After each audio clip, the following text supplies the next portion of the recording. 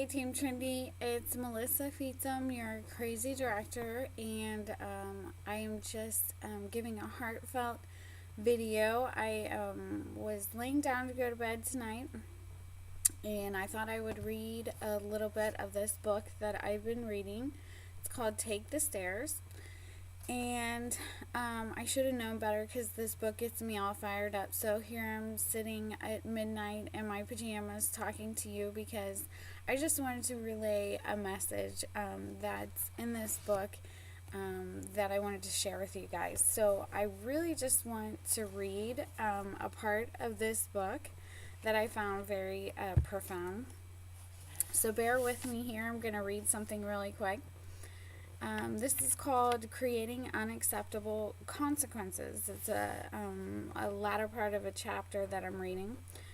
It says, when I was a young boy, my brother Randy and I played football all the time. Well, we didn't really have a football, but we had a Garfield stuffed toy that someone had donated to us that was shaped like a football.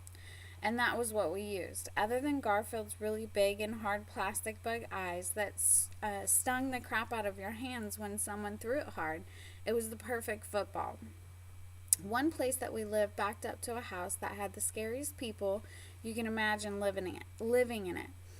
I don't know if you did this when you were kids, but we made up stories that these neighbors were axe murderers. They always wore dark clothes, only came out at night, and we were sure they were always peeking out of the window. We would say to each other, I dare you to go ring the doorbell or knock on their door. Of course, we never actually did it because we were terrified. Until one day when we were playing football and when Randy threw the football to me, Garfield's bug eyes smacked off the palm of my hand and it went over the fence.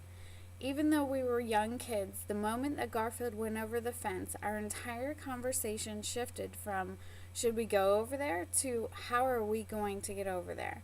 That moment is a classic example of a pivot point. It is the moment that you throw the ball over the fence, and there is no choice but to figure out a way. What ball do you need to throw over the fence? How can you increase your commitment to something you know needs to be done, even though you're not yet sure if or how you'll be able to do it? How can you create an unacceptable consequence that will compel you to take action?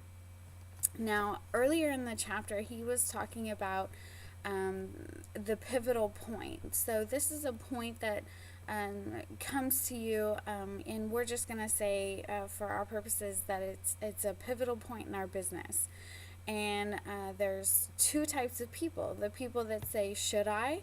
and the people who say, how am I going to do it?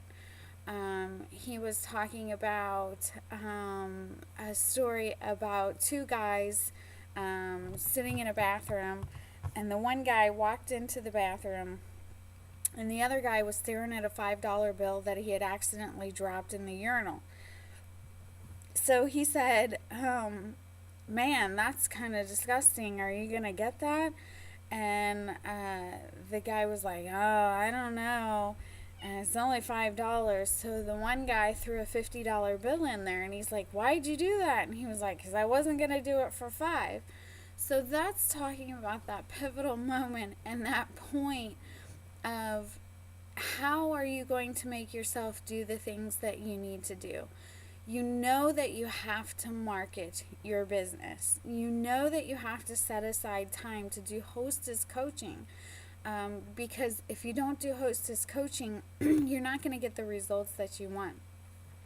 I had somebody text me, a wonderful lady in our team. I won't mention her name in case she doesn't want to be named.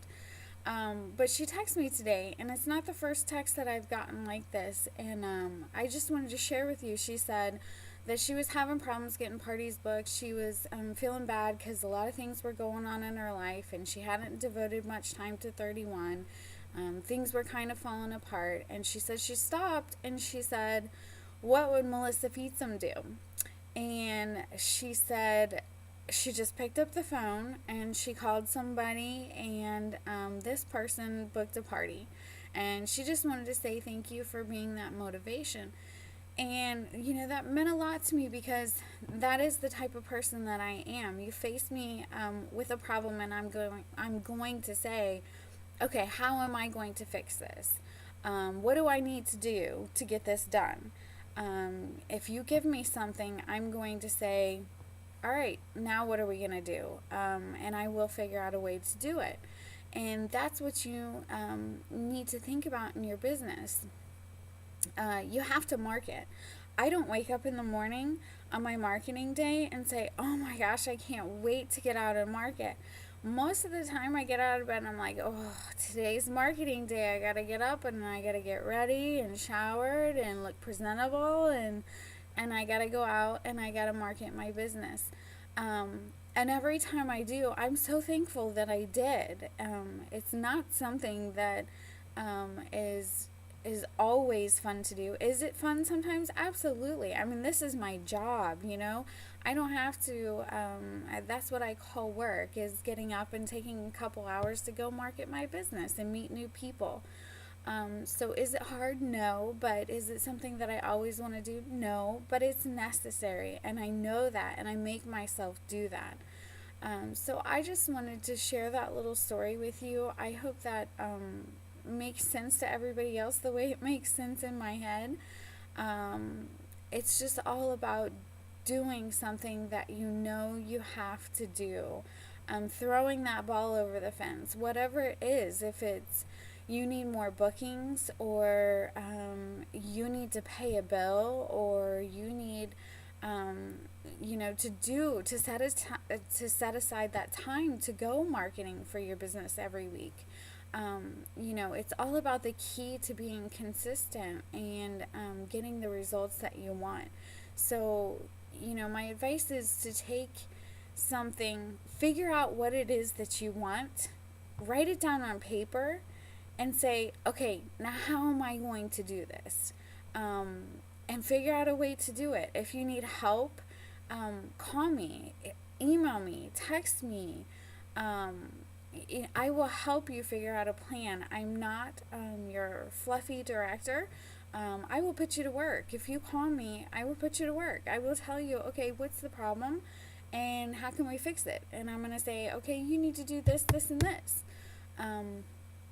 So I encourage you to just have that attitude of throwing that ball over the fence. Whatever it is that you need to get done, throw that ball over the fence. And I very much encourage you to pick up this book.